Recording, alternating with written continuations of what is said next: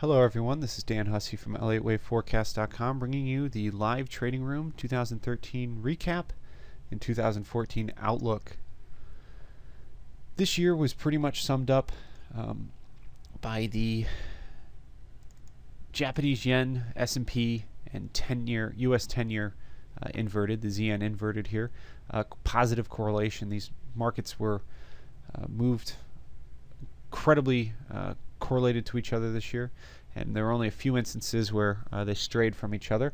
But overall, it was a great correlation to watch to keep yourself on the right side of the trend, as all three of these markets were trending together, where U.S. rates were rising, the S&P was rising, and the dollar versus the yen in particular was gaining strength. We always like to remind everybody that just because you're bearish the dollar in one cross doesn't mean you can't be bullish in another. And this is overlaid the euro US dollar and the Japanese yen, dollar yen 4-hour charts. You can see how there's not a very strong correlation here. There are times where they rally together like we have since November, and then there are times when the euro is rallying, dollar is rallying against the euro, and the dollar yen is selling off, like you had during September and during July and August, or I'm sorry, July and June. So you just have to kind of take into consideration what other like crosses are doing. Like if you're going to be comparing the dollar versus the yen and the euro, you need to be looking at the euro yen as well. And that's what you've had here. Is you've had all of the yen crosses rallying together in a general risk-on move for the broader market, where the dollar yen rallied and the dollar gained strength against the yen, even though it was technically selling off against the pound and the euro, particularly at that point. So just because you're bullish the dollar against the yen doesn't mean you can't be bearish the dollar versus something else. And that's really a situation we have right now. We are dollar yen bulls, but we're also euro US dollar bulls right now, as we've traded into a support level that we could trade lower. We'll look at that later, but for right now, where the current levels are trading, there should be an inflection zone where you may see the dollar yen rally with the euro dollar once again. I think it's best to probably begin with the S&P 500. We've been and continue to be equity bulls. One of the major support levels we're looking for into 2014 is 1600. And then below that is going to be this 1260 level. It's basically a full 50% drawn from the 666 generational low, as I like to call it, to all-time highs here. And if you observe the nature of this rally, this 1-2, 1-2, and then a big push out, the nature of this rally is important because stepping back to on a daily chart, if we actually put up the all-time pullback from zero to the all-time highs that the S&P did, you can see how in 2008, 2009 we held that 50% level, failed to break below the 6218, and we're well on our way to the technical negative 23.6 target at 1950. But what's important here is the nature of this rally, because it's been very clearly an analog of a very similar market structure that we had back in the 1970s. So I just brought up on another chart here. This is a monthly chart.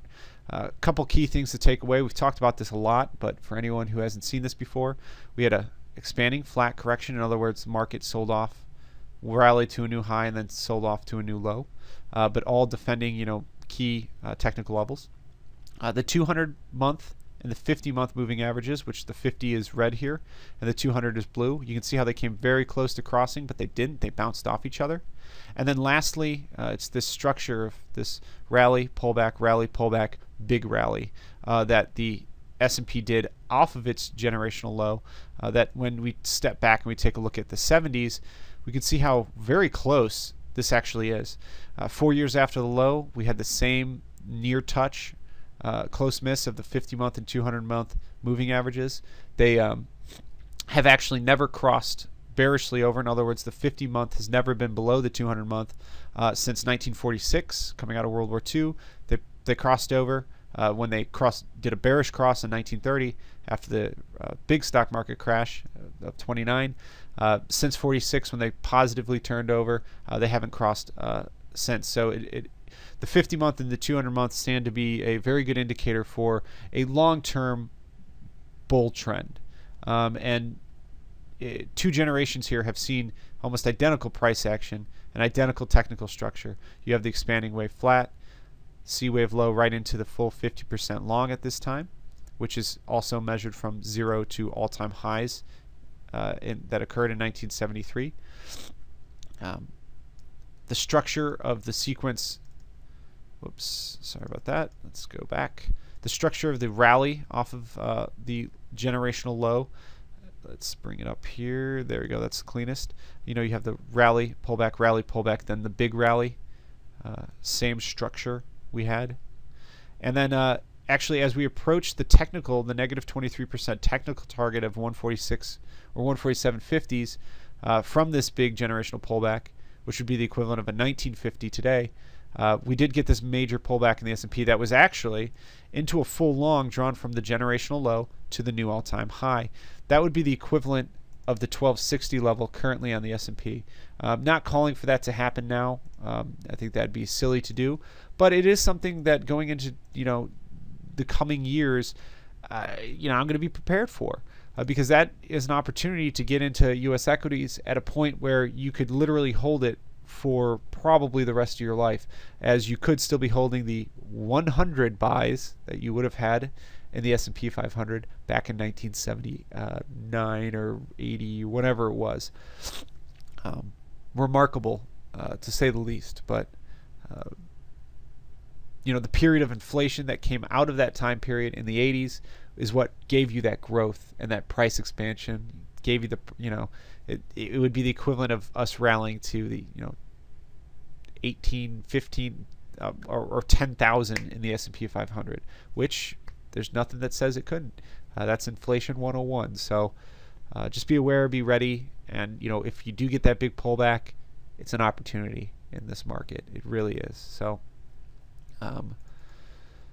needless to say, looking for that pullback in the S&Ps as an opportunity, whether it's the 5% pullback or the 25-50% pullback, or 25-30% pullback, excuse me, has yet to be seen. It's too early to tell, but we're following the analog so far that we established back from the 70s, and not placing trades that are betting on its continuance, but definitely would have to look at the technical levels that we would look to take today in the continuance of it. So that's that 50% long. Anyway, moving along, that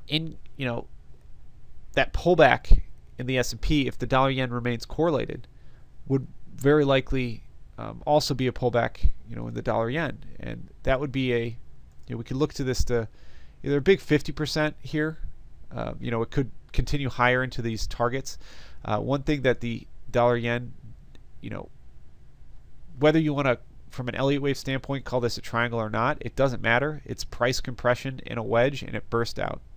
Simple as that. That was the big trade for the year, right? The wedge occurred because we actually broke a 61.8 line of an extension that traded once, twice, same anchor, new high, tag 61.8 lines, then drawing up the ambush short, tag 61.8s, and then it just bounced between the technical levels of these two original setups all summer until we finally had a burst this fall and out of this triangle. And if you notice, the technical negative 23.6% target of 107.50s for that trade aligns with the 100% extension. This is a method of price measurement I often use for wedges. You can see, looking back here at past wedges on the dollar yen, almost every single one, these blue lines coming out of the E wave or off the E wave are the the 100% extension. You can see how every time the market makes a beeline for them. So very high probability of getting that, and as a matter of fact, that's a great way to trade wedges or consolidative markets like that are caught in a range, is looking for that equal to the range, that is price move out of the range, and we're just not quite there yet. we're coming potentially to the end of a cycle. If this is a wave 4 triangle, there could be a reversal. That is something that often happens with these bursts, right? Some kind of reversal. This is actually a great example of one. Terminal burst, reversal, actually up into a 50% short. That then was a huge short to have. This could be the opposite of that. 5 waves up, triangle burst, and we could get that, like I mentioned before, could get that full 50%. At some point, you're going to get a big pullback.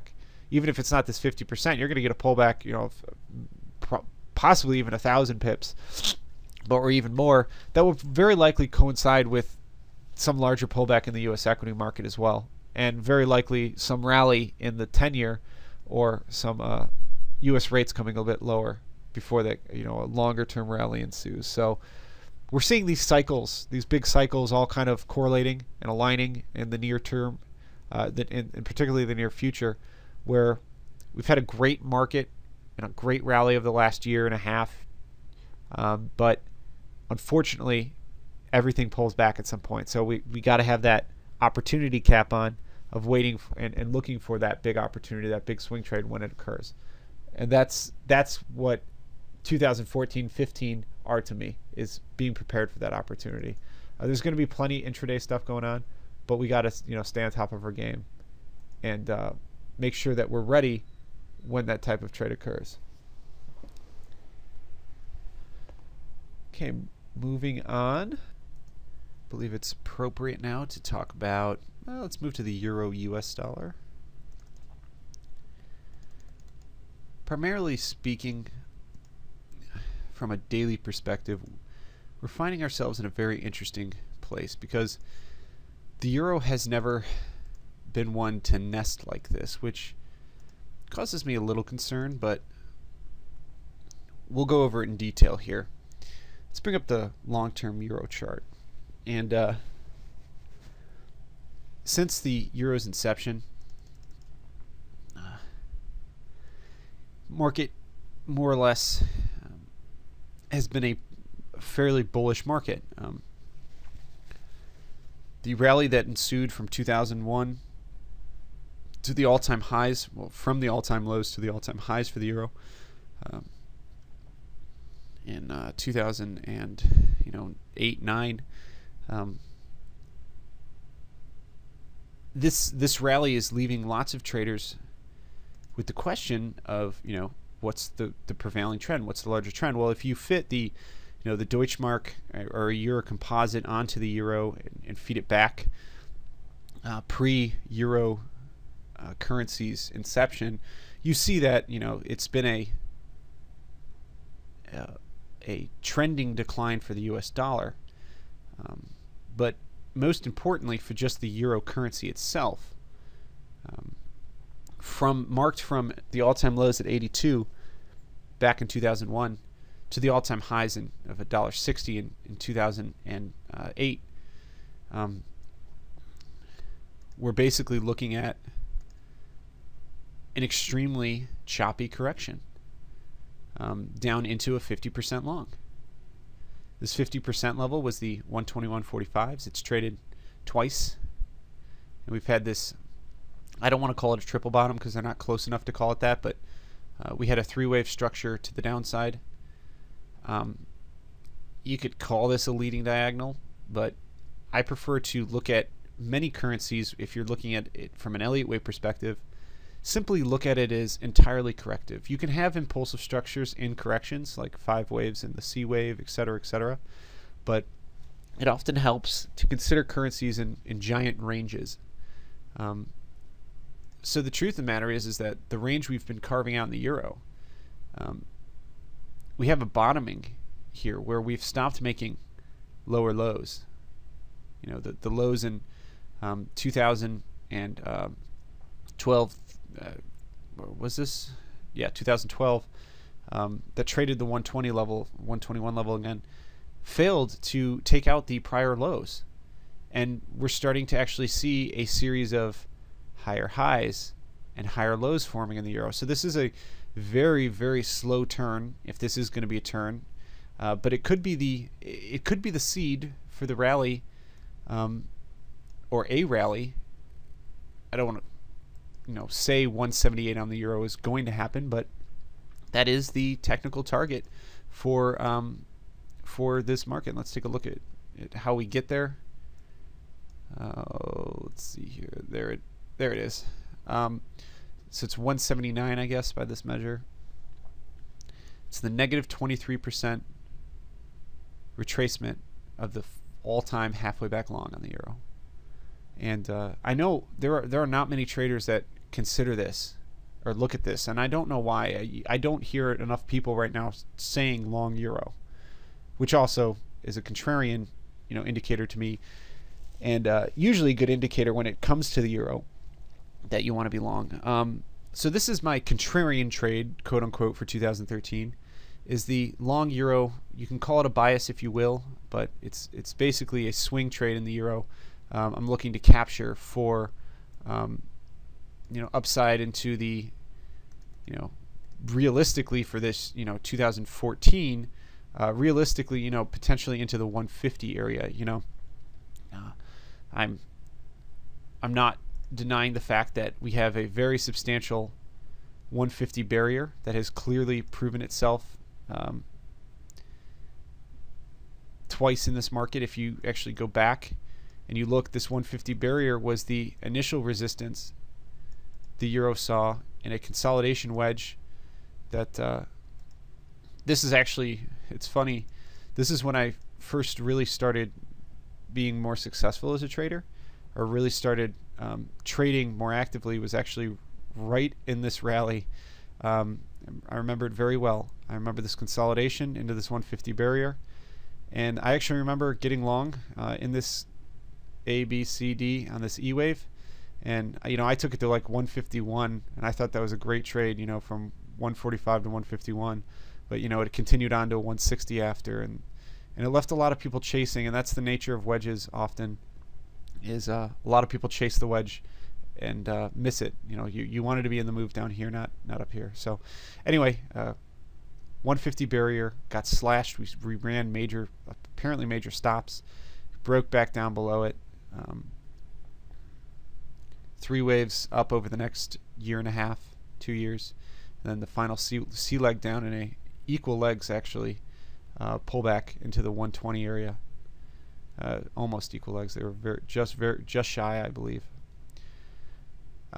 Then after we made this low, Elliott wave here gets funky.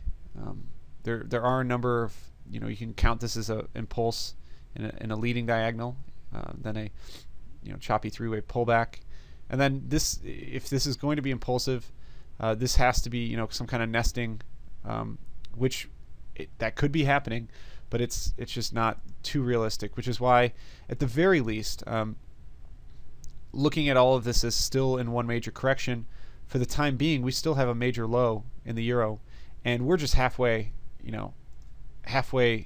a range that the euro has basically carved out over the last 7 years, and technically speaking here, one of the most important things that happened in 2013 for the euro was that, I'm going to actually flip my charts now because I think I can do it from this chart. Yes, I can. Is that this last swing finally broke, and that's what you actually had here. You had a stop run through the 138 barrier that that technically invalidated this short, this full short, which is important because if we look at the prior swing, we had a very similar situation. We had a quick stop run through, and then actually immediately after it had the stop run, and I'm not calling for this pullback in the euro just yet, but immediately after, this is something we need to consider. In 2010, we had a great pullback, a full 50% long in the euro. It dipped in a little bit, but nevertheless, straight to 150, 148, 60 targets. It was a beautiful trade.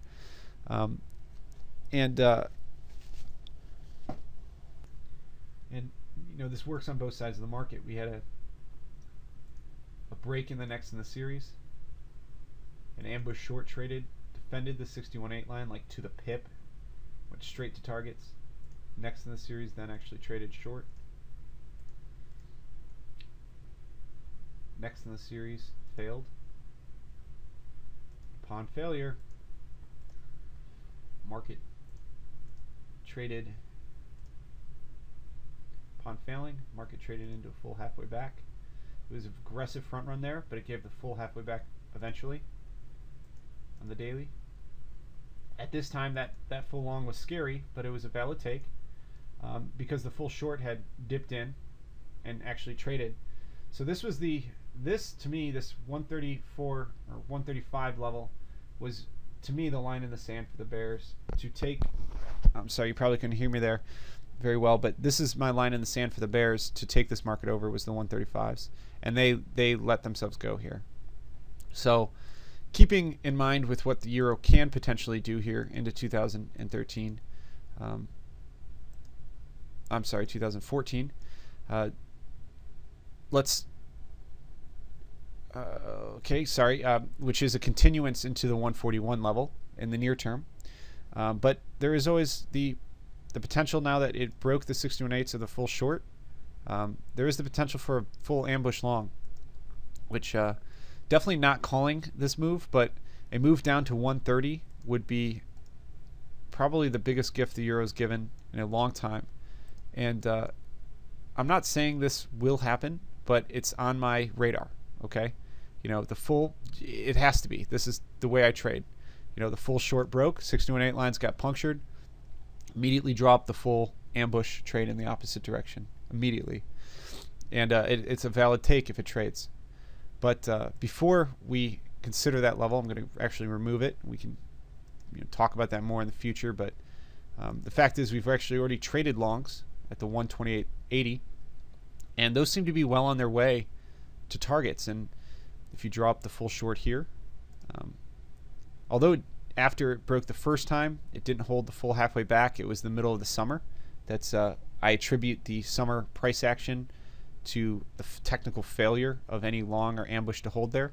But when it traded again in the fall, you better believe that the ambush long, after breaking the short off the prior swing high, the ambush long held beautifully at 131s.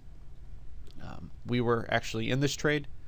That was at elgodaytrader.com before we merged with Elliott Wave Forecast. But anyway, we were, I believe Elliott Wave was in this trade as well, or had talked about it, Eric and crew. So 131s anyway traded to 136.23s. No extension traded, so excuse me, and no next in the series trade. The market just happened to pull into a full halfway back again, which was at the 133 figure. It traded a front run of, let me get like exact levels for you really here. I'm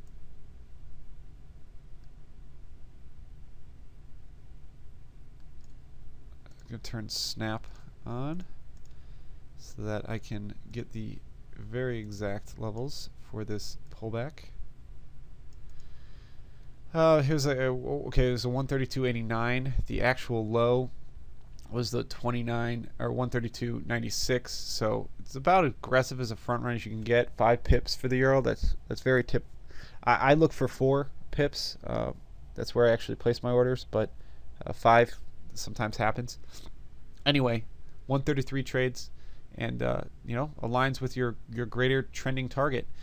Interesting thing here is that we've actually traded now into the swing, a full pullback here, drawn from the prior entry low to the full high here. So again, this is another 50% long that could be in the direction of that 141. And giving you some short-term analysis here, this is also, it looks like a flat right here, which means we could potentially draw the fib to the high of before the flat corrected or started its correction. And if you see the support level it held here at the 135.55s, which was the original 50% pullback, was to the tick today. So we very well might have a short-term low for the euro, and looking for that push to 141s in the near term. All else fails, if we start breaking below 135s, I'm a buyer at the full halfway back long, which is at a 29.70. Okay, major would be a major swing all the way back up into, you know, prior highs, 144 to 143 area. But that's the euro, and what we're looking for into 2014. We are, you know, we're bullish it in the near term. We're bullish it technically, have to be on the larger time frame as well. And you know, again, any pullback is an opportunity here. Let's see. I've done the S&P. I've done the dollar yen, euro dollar. Now the last market I want to cover, because I wanted to try to keep this under a half hour, is the Aussie yen. From a larger time frame perspective, we've had quite a reversal in trend, and I know this looks like 3 waves up, and I believe me, I know there's lots of bears out there right now, but that's exactly kind of another contrarian idea that I love. The fact is the carry trade in the Aussie dollar, or Aussie yen rather, is still one of the best carries around. So just from a price perspective, this thing should continue to rally. You know, knowing that it appreciates, you know, with a positive gain in the long position. That positive carry, you know, carries over into the price, but obviously the pullbacks can be very scary. So what I'm getting, and what is important here, is that for the dollar yen, regardless of what you, or Aussie yen, excuse me, regardless of what you see before this, and it is a, you know, there is a somewhat of a rally, just like the Aussie US dollar, but since the early, you know, 90s, we've basically been in a larger sideways correction. And I actually am of the I'm actually of the in the party that that believes we are going to have a push here in the Aussie yen to new all-time, or to new highs. I believe 107.50 is the all-time high. I'm not entirely sure, but nevertheless, we have broken the 61.8 line back in 2010, and immediately this market pulled into its ambush long, which was drawn from its 2008 lows to the highs at that time. Early 2013, we actually started hitting the upside 95.72 targets in this trade, and man, this rally was one of my favorite rallies to trade for the Aussie yen. This was one of my major trades for 2012. We were in, I was literally long 75 and 75.50. I mean, you couldn't have asked for it. There was a reversal setup, ambush reversal that occurred down here that was beautiful. We got algo long on the pullbacks in the 80s, I believe, here too, and then, you know, we ended up covering some of it a little sooner than we probably should have. But hey, the power of, you know, a market when it decides to trend. You had a larger sideways corrective period that lasted a few years, and I believe we're heading into this time period for global markets, and particularly bond markets, which are very reflected in the yen crosses, that this was a time period that was very questionable. You had a time of panic and scare, and then you had a time of questioning what was the new normal. And I think we've gotten that answer, okay? And I wouldn't continue to be bullish this cross, because this is 3 waves up, and it looks like, you know, could head all the way back down to 55s. I'm well aware that this very much looks like a correction inside a range. But something is a little different this time, and it happens to do with the greater scheme and the nature of where we are right now in this market. Not just the market, but the global economy and you know, the global scheme of things. Anyway, the full long traded, hit targets.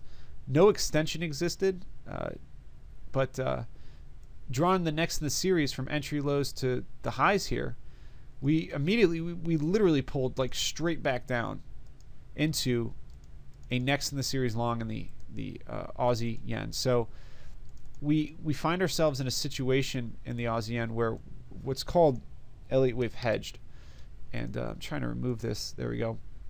And what this means is, regardless of whether or not this market actually goes to like 113, you know, in a rally from here, which it does seem to be gaining momentum, which is key. And one of the major reasons, while this could be a C wave, the fact that we're holding the next in the series could mean we're heading into that wave 3 of 3, which means that it's this could be the the risk reward on this type of trade is astronomical. We're talking 20,000 pips or more in a rally, for ultimately risking sometimes less than 100 if you can get in right.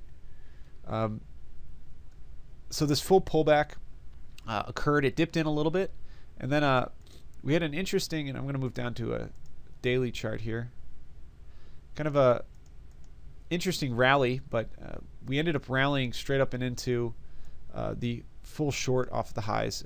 It did not technically trade. It was it traded I think a 30 pip front run or something of that nature. Let me double check the highs here. Okay, so it was a 20 pip front run. It's a little too aggressive to consider an actual level trading, but I'm going to now switch over to our more normal charts because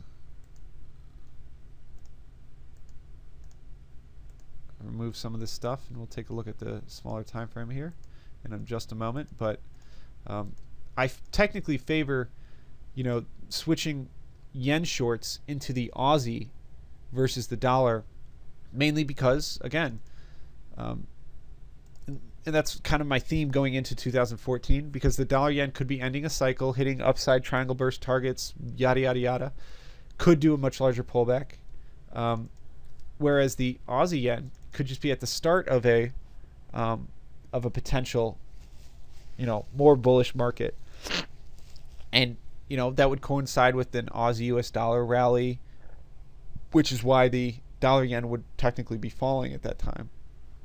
But let's go back to the daily here. Draw up the next in the series long, the support level that we are watching with intent. I didn't take an actionable setup on this long. It was just little too aggressive, too big of a level for me personally. I was able to get into some micro reversals down here, but nothing major in terms of a swing. That's where this swing came into play, this 91, and it's just drawn from the 86.43s to low highs, and because it technically traded 91.07s, the low of a 91.10, mess with this a little bit, and it literally just traded to the tick. It was very fast and a very quick reversal, exactly the type of reaction you want to see off of a level. And most importantly then too is that I now need to really make this short a watch, because it technically has not traded, and I'll show you what that looks like in another instance here. This long, the original time that the 88.70s traded down here, this major long, you can see how it didn't really trade, and then the market rallied a little bit right up into an extension short for the Aussie yen, and then that traded to targets. When same anchor, new low of the next in the series extension short failed, the ambush long picked up the market. And so very technical Aussie yen reversal here. Going down now to an even smaller time frame. Hopefully the 4-hour loads. There it is. Whoops. Looking at now from the prior swing, high to low here. Failed 6-18 lines again, and there's another technical ambush here if it gets it. There was, going down to a 15-minute time frame and zooming out and going back to the day of the reversal, there was a nice ambush setup here the day of the reversal that I was able to get in on as well. It just happened too quickly to trade, but this is the type of setup that we would take in the room, the type that you kind of have to be here watching for us to get into. But it was the first 50 back, bam, trades, and you're in a swing. And the level we're technically holding right now, the support level for the Aussie yen, is drawn from the 91.70 low then to the high. It's a next in the series. It's a very interesting kind of awkward level. It's not one I would take as a actual trade, so that's why I have marked it here as a watch. But it's very clearly where support has come in over the last week and a half.